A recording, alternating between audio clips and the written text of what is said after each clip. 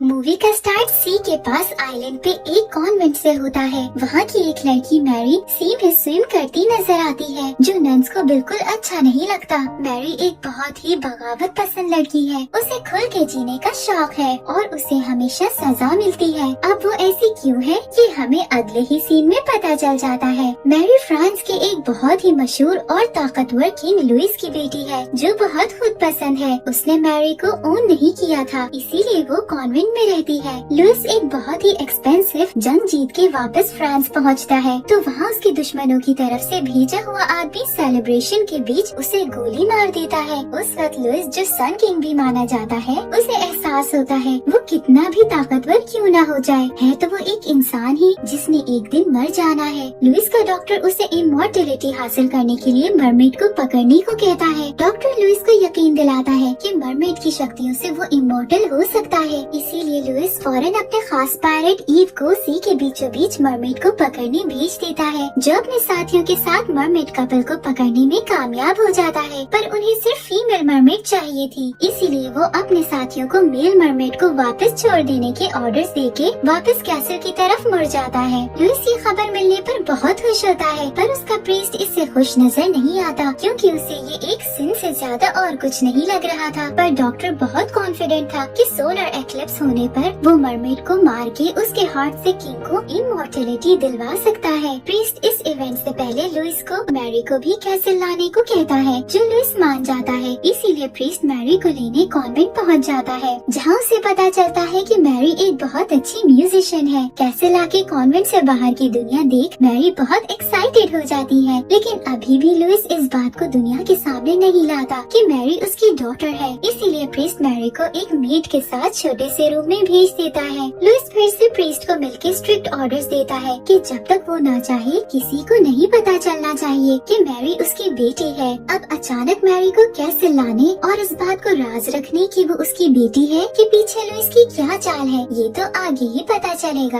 Mary को उसकी made castle का टूर दे रही होती है, तो हर किसी की नजर मैरी पे ही रहती है, क्योंकि इस वक्त वो एक मिस्ट्री गर्ल है, जिसे किंग कैसल क्यों लाया है ये कोई नहीं जानता। मैरी के फाउंटेन देखते हुए एकदम किंग वहाँ आता है, जिसे देख मैरी नर्वस हुई पानी में गिर जाती है। पर आखिर है तो वो किंग की बेटी ही, इसीलिए वो उसे बहुत अच्छे से ट्रीट करता है। ईव मरमेड को लेके कैसल पहुँच जाता है। किंग इमॉर्टलिटी हासिल करने के लिए इतना पागल होता जा रहा था कि वो प्रीस्ट की एक नहीं सुन रहा था, उसे बस वही सही लग रहा था जो डॉक्टर उसे कहता है। जब वो मरमेड को देखने जाता है तो उसे पता चलता है कि मरमेड की हालत अच्छी नहीं है, ना वो कुछ खा रही है, ना पानी से ऊपर आ रही है। डॉक्टर का कहना था कि उनके रिचुअल के लिए मरमेड का हेल्दी रहना बहुत जरूरी है, इसीलिए लुइस ईव को वार्न करता है कि वो मरमेड का ख्याल रखे, वरना उसके साथ अच्छा नहीं होगा। सीन्स मैरी पे शिफ्ट होते हैं, जो म्यूजिक की प्रैक्टिस कर रही थी। तभी उसे एहसास होता है जैसे कोई उसे बुला रहा हो। उस आवाज का पीछा करते हुए मैरी केव में मरमेड के पास पहुंच जाती है। मैरी मरमेड के साथ बात करने की कोशिश करती है, तभी ईव वहाँ पहुँच के उस पर गुस्सा होने लग जाता है। मैरी उसे बताती है कि मरमेड ने उसे यहाँ अपनी म्यूजिक की आवाज से बुलाया है, जो अब वो इस्तेमाल करके पूरी दुनिया को सुनाएगी।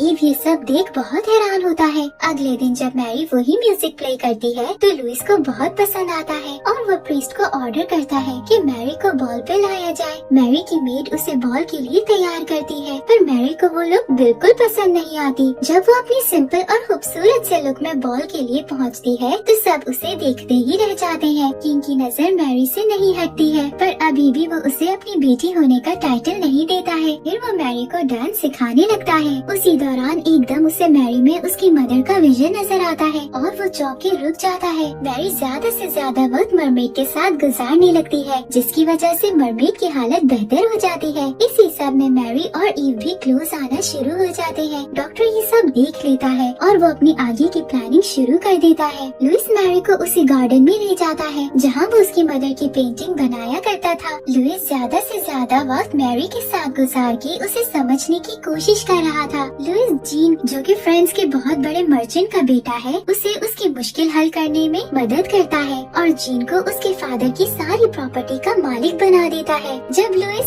सबके सामने ये अनाउंस कर रहा होता है, तभी जीन को मैरी और ईव को ऐसे आई कांटेक्ट करते देख बिल्कुल अच्छा नहीं लगता, क्योंकि वो मैरी को पसंद करने लगा था। इसी वजह से रात को पार्टी में जीन और ईव के बीच बहस हो जाती है। मैरी वापस मरमेड के पास जाती है और इस बार पानी के अंदर जाके उसे टच तक कर लेती है, ऐसे जैसे मरमेड को बस मैरी पे ही यकीन हो। ईव मैरी को ऐसा करने से रोकता है, क्योंकि ये खतरनाक हो सकता है, पर मैरी तो मैरी है, वो उसकी एक नहीं सुनती। लेकिन मैरी को पानी से निकालते हुए दोनों काफी क्लोज आ जाते हैं, जैसे एक दूसरे को पसंद करने लग गए हों। अगले दिन मैरी ईव के साथ हॉर्स राइडिंग के लिए जाती है। वुड्स में दोनों के रेस लगाने के चक्कर में मैरी जख्मी होकर गिर जाती है और उसका एक हाथ बुरी तरह टूट जाता है। डॉक्टर तो उसका हाथ काटने को कहता है, पर मैरी ऐसा करना नहीं चाहती। उसे गॉड पे यकीन है, वो उसे कुछ नहीं होने देंगे। इसीलिए लुइस डॉक्टर को सुबह तक इंतजार करने के ऑर्डर्स दे देता है। मरमेड ईव से बात करने की कोशिश करते हुए उसे मैरी को यहाँ उसके पास लाने को कहती है, जो ईव समझ जाता है और मैरी को मरमेड के पास ले आता है। मैरी के पानी में जाने पर मरमेड उसके आसपास घूमते हुए गोल्डन लाइट निकालती है और मैरी को बिल्कुल पहले जैसा कर देती है, यानी मरमेड के पास वाकई ही हीलिंग पावर्स हैं। मैरी को अगले दिन बिल्कुल ठीक देख सब बहुत हैरान हो जाते हैं। मैरी लुइस डॉक्टर और प्रीस्ट को रात होने वाला सारा वाकया बताती है, जो सुन के डॉक्टर अब मजीद पक्का हो जाता है। पर ये सब मैरी से झूठ बोल देते हैं कि मरमेड को यहाँ फ्रांस के लोगों की बीमारियों के इलाज के लिए लाया गया है। उसे लगता है ऐसा होने के बाद वो मरमेड को फ्री कर देंगे। ईव से मिलके मैरी को पता चलता है कि मरमेड को यहाँ फ्रांस के लिए नहीं बल्कि सिर्फ किंग के लिए लाया गया है, जो मैरी को बिल्कुल समझ नहीं आता है। दोनों वॉक पे निकलते हैं, तभी ईव मैरी के पूछने पर उसे बताता है कि वो जीन से नफरत इसलिए करता है क्योंकि जीन ने उस पे झूठा चोरी का इल्जाम लगा के उसे जेल में बंद करवा दिया था। ईव मैरी को बहुत खूबसूरत सी जगह दिखाता है। दोनों दिन ब दिन बस मजीद करीब आते जा रहे थे। मैरी ईव को कहती है कि उसकी विश मरमेड को वापस आजाद होते देखना है। दोनों एक दूसरे से प्यार का इजहार करते एक ब्यूटीफुल सी किस शेयर करते हैं। सीन्स किंग पे शिफ्ट होते हैं, जो जीन को अपने पास बुला के उसे ये बता देता है कि मैरी उसकी बेटी है और जीन को मैरी से शादी करने को कहता है। जीन तो पहले ही मैरी को पसंद करता था और कौन किंग का दामाद नहीं बनना चाहेगा, इसलिए जीन फौरन हाँ कर देता है। प्रीस्ट को किंग का ये फैसला भी पसंद नहीं आता। उसका कहना था कि किंग को मैरी की मर्जी पूछ लेनी चाहिए, पर लुइस को मैरी की मर्जी से कोई मतलब नहीं था। प्रीस्ट को बहुत गुस्सा आता है और वो लुइस से कहता है कि उसे इतना भी खुद पसंद नहीं होना चाहिए। ये उसे अच्छा किंग चाहे बना दे, पर एक अच्छा इंसान कभी नहीं बनने देगा। मैरी वापस मरमेड से मिलती है, जो उसे अपनी बैग का सहारा दे के अंडर वाटर स्विम करती है। ये एक बहुत ही इंटरेस्टिंग मोमेंट होता है। उसके बाद किंग मैरी को अपने रूम में बुला लेता है, जहाँ वो मैरी पे रिवील करता है कि मैरी उसकी बेटी है। लुइस बताता है कि मैरी की मॉम बिल्कुल मैरी की तरह बगावत पसंद थी। लुइस को ये पता चलने से पहले ही कि मैरी उसकी बेटी है, मैरी की मॉम उसे कॉन्वेंट में छोड़ के वहाँ से भाग निकली। लुइस उसे मजीद बताता है कि वो एक खुद पसंद इंसान है, उसे बस अपनी और फ्रांस की बेहतरी से मतलब है। यही वजह है कि उसने मैरी को यहाँ बुलाया है। इस वक्त फ्रांस जंग की वजह से बिल्कुल गरीब हो चुका है और वो मैरी की जीन से शादी करवा के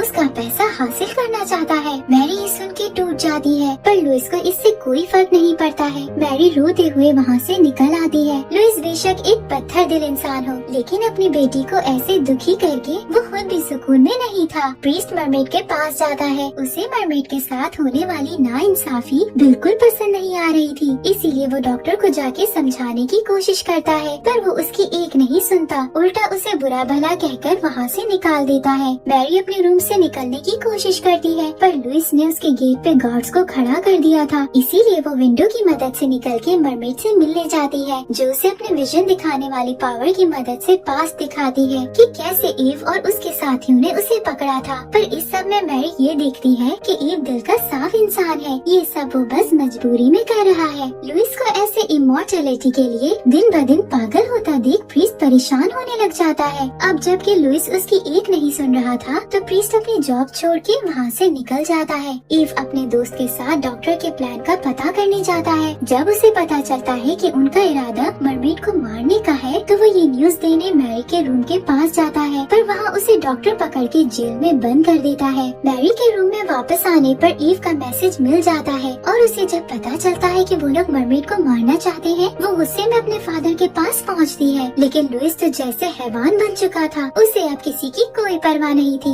अगर थी तो बस इमॉर्टैलिटी हासिल करके हमेशा के लिए फ्रांस का किंग बनने की। इसीलिए वो मैरी को शादी के लिए तैयार होने जाने का बोल देता है। ईव को जब पता चलता है कि मैरी की शादी हो रही है तो उसे लगता है इसमें उसकी मर्जी है, इसीलिए वो अब बस जो किंग के ऑर्डर है उन्हें फॉलो करने का फैसला करता है। प्रीस्ट मैरी से मिलके उसकी मदद करने को तैयार हो जाता है, पर इसके लिए वो उसे वेडिंग के लिए तैयार होने का कहता है। मैरी के ऐसा करने पर वो उसे गार्ड से बचा के भगा देता है। मैरी मरमेड के पास पहुँच के देखती है कि ईव उसे मरवाने के लिए पानी से निकालने की तैयारी कर रहा है। मैरी ईव से अपने प्यार का इजहार करते हुए मदद मांगती है और यकीन दिलाती है कि मरमेड को आजाद करके दोनों वैसी ही जिंदगी गुजारेंगे जैसे वो चाहते हैं। ईव अपने साथियों को शिप निकालने का बोल के भेज देता है। खुद मैरी के साथ वो मरमेड को ब्रिज के उस तरफ ले जाने की प्लानिंग करने लगता है जहाँ से मरमेड सी में चली जाएगी। लेकिन ये सब इतना आसान नहीं था। डॉक्टर को मैरी के भागने का पता चलता है तो वो केव में पहुँच जाता है जहाँ उसकी ईव के साथ हाथापाई में ईव को गोली लग जाती है। मैरी मरमेड को ईव के साथ भागने का बोल के खुद डॉक्टर के साथ लड़ने लगती है। वो डॉक्टर को रस्सी से बांध के उल्टा लटका देती है।